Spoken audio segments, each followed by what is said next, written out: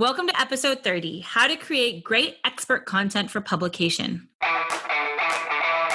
Welcome to the PR Playbook podcast with Ranjini Joshua, the only podcast that teaches you how to strategically navigate the world of public relations and social media and grow a powerful brand. Hello and welcome to episode 30. Today we're interviewing Brian O'Connell, founder of the Kitchen Table Economist website and a former Wall Street trader. Brian is also a well-known business and finance writer at The Street, U.S. News, CBS, and others. He's the author of CNBC's Creating Wealth and a master of content creation. And as someone who's been published both under his own name and has ghostwritten for many executives, I thought this would be a great interview to get expert insights on what helps ghostwriters and content creators, or maybe even entrepreneurs as content creators, make great thought leadership content, specifically as well as learn a little bit more about the writing process, what goes into it, and what it should look like when it's finished. Hi, Brian. Thank you so much for joining us on the PR Playbook podcast. Can you give us a quick background on your experience as a writer? Sure. You mentioned my background on Wall Street. Originally in college, I went to the University of Massachusetts, and I was the news editor of the Daily Collegian. So even at like age 18, 19, 20, I was heading into a writing and publishing career, but I was sidetracked. I had two older brothers who were traders on the street, and I was 21, 22 graduating and had no money. And they said, instead of going into journalism straight away, which wasn't really easy at the time, they said, why don't you come work for us on Wall Street? We'll get you a job. You can make some money. And most importantly, you can have an experience and learn something to write about that's going to be valuable the rest of your life, meaning finance and money and that sort of thing. And I said to myself, there's absolutely no way they know what they're talking about. This will never work. Well, it did work.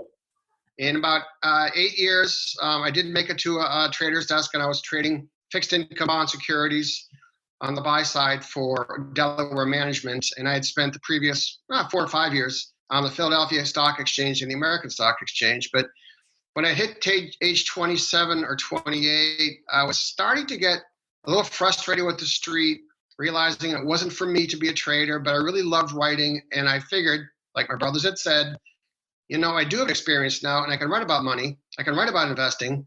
And I could really write about people, because the intersection of people and money is very intriguing. And one of my current clients, Jim Cramer, CNBC, he's living proof of that.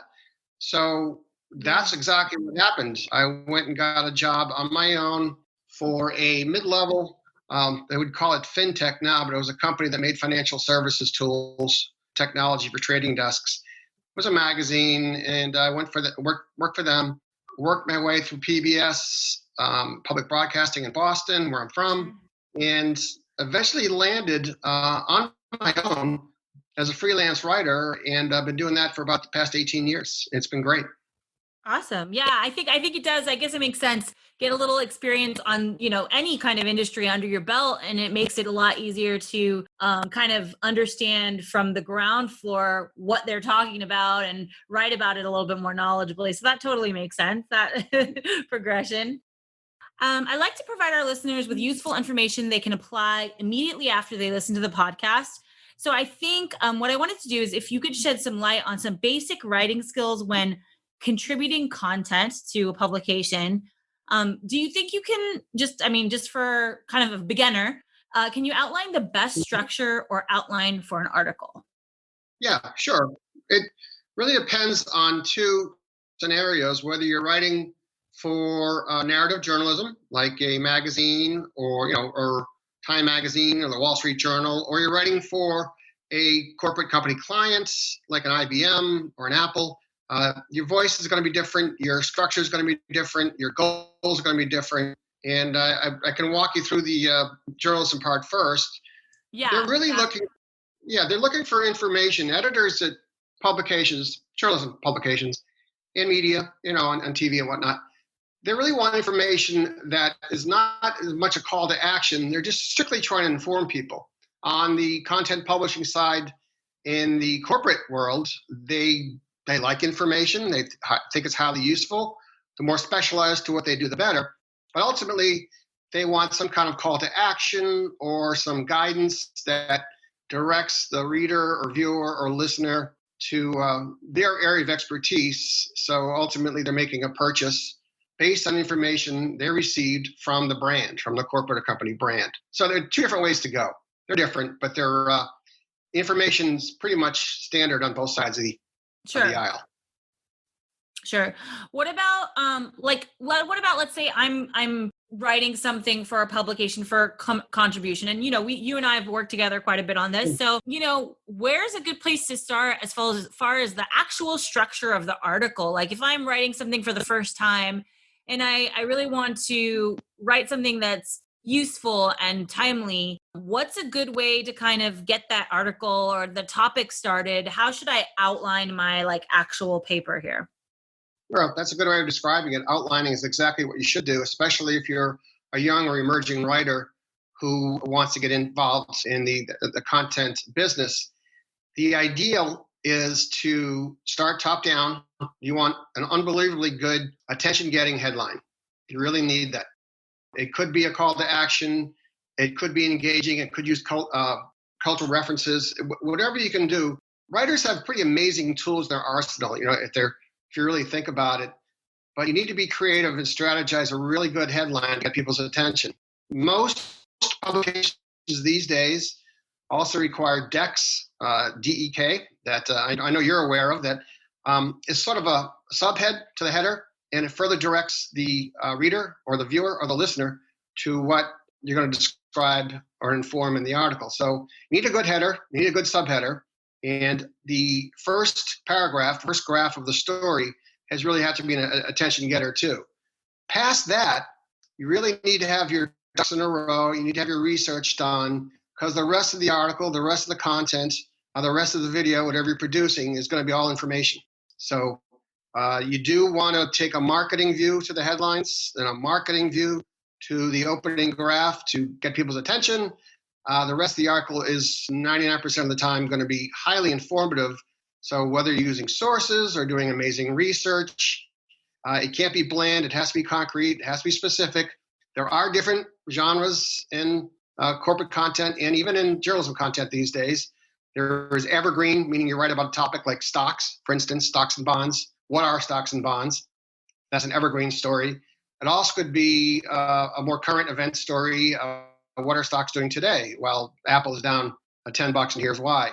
So it really depends on the quality of the information you're bringing after you master the headline and the subhead and the first graph. You want to be able to inform the reader or the viewer as best you can. That's how you're going to be judged by editors. Even if you're, like I said, a young or emerging writer, the editors want a couple things, but primarily they want you to bring the goods to the table, and that is information, good quality information, well researched. Yeah, I like that, goods to the table. So when we're normally contributing to publications, they usually want a vendor neutral article, and this is something I always have trouble explaining. Not because it's so hard to explain, but I think a lot of people, a lot of companies, they are trying to understand how they're going to become thought leaders if it's vendor neutral. So can you explain that a little bit? What does that mean? And how can brands and executives still exert their voice and expertise without doing that blatant marketing that they sometimes like to do? No, Ranjini, I agree with you. It is tricky, and it's tricky for the writer too. I've been doing it for almost 20 years, and it's still tricky for me. Ideally, the company has a really good story to tell, and the content you're producing leans on that. What you can do with a company or a brand that's prepared, like a Coca-Cola might be talking about selling online or operating overseas or something like that. They always have a good story to tell. It's harder for a younger company that's just starting out to tell the same story, so it's almost unfair.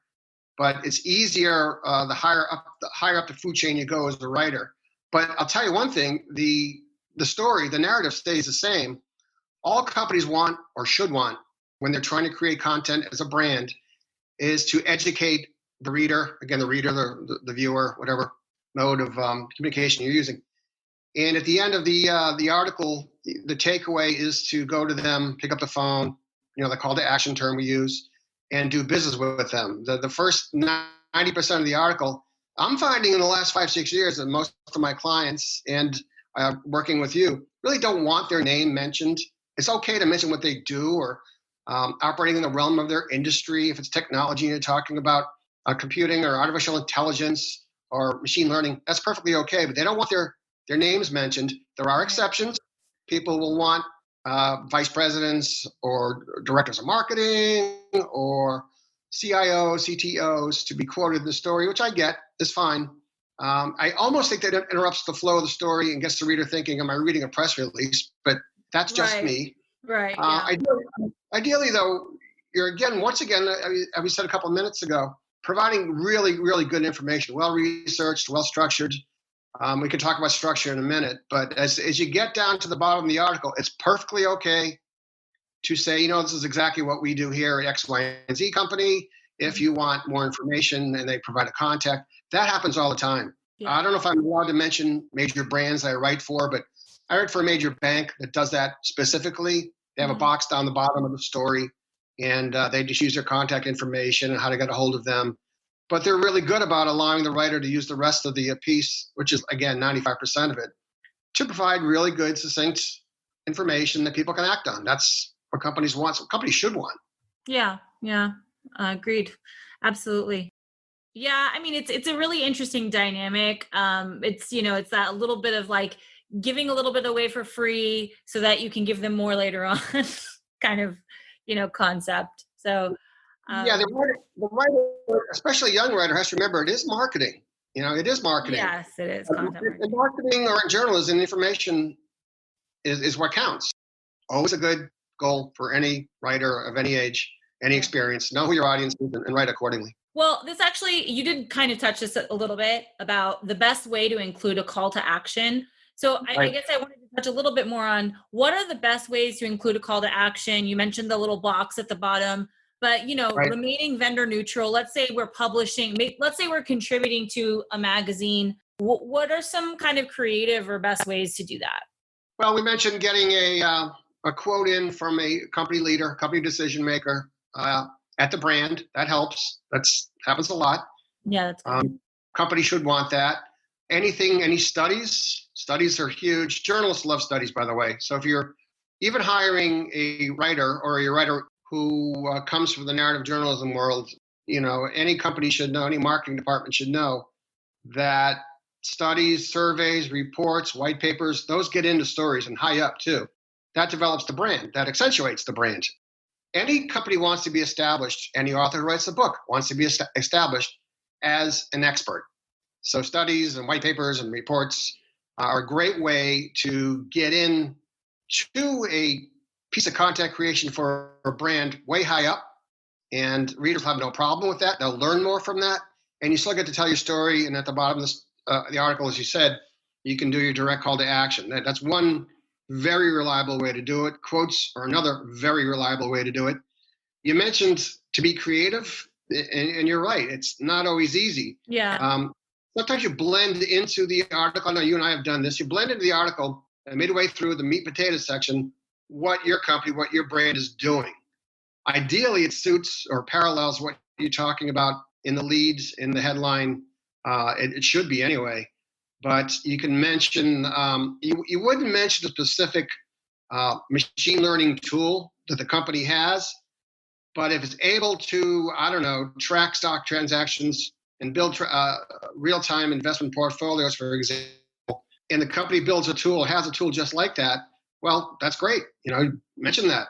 Just don't mention the company's name. Don't mention the tool unless a company comes back to you and says, we really want you to mention our product or our service in the article. In that case, the writer really has no recourse and does so. Yeah. And then it has to be up to the publication to tell them no. No, fair point. Ron, thanks for bailing me out. Yeah, the editor at the publication will definitely have his or her imprint and interest in what you put in the story as well. No, but for a writer, usually you get those ahead of time. Yeah, and they have standards and things like that. So yes. So I know normally, like as a ghostwriter, you might not be as invested, but as a writer, when you're publishing an article, what are like the measurements of success?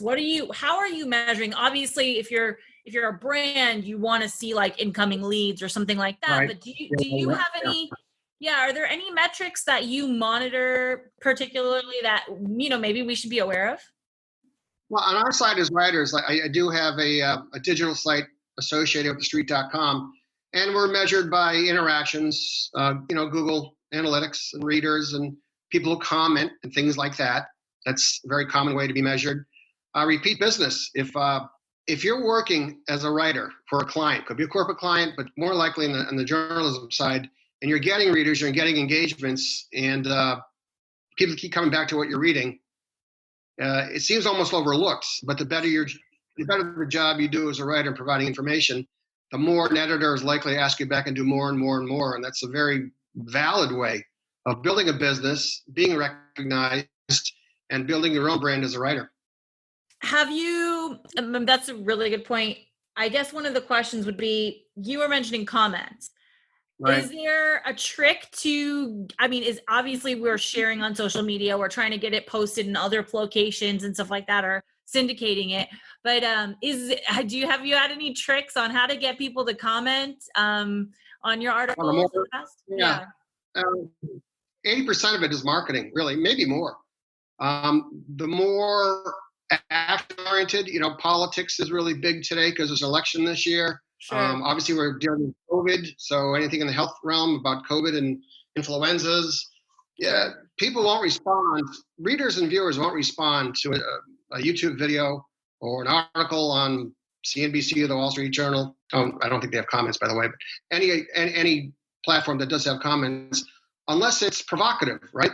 It has to engage them, almost make them mad or make them happy, build some kind of emotion where they go, I got to comment on this. Right. And the highly charged issues of the day, good or bad, or politics, how we're dealing with this pandemic. You can go in the sporting world and, how are the Yankees doing today?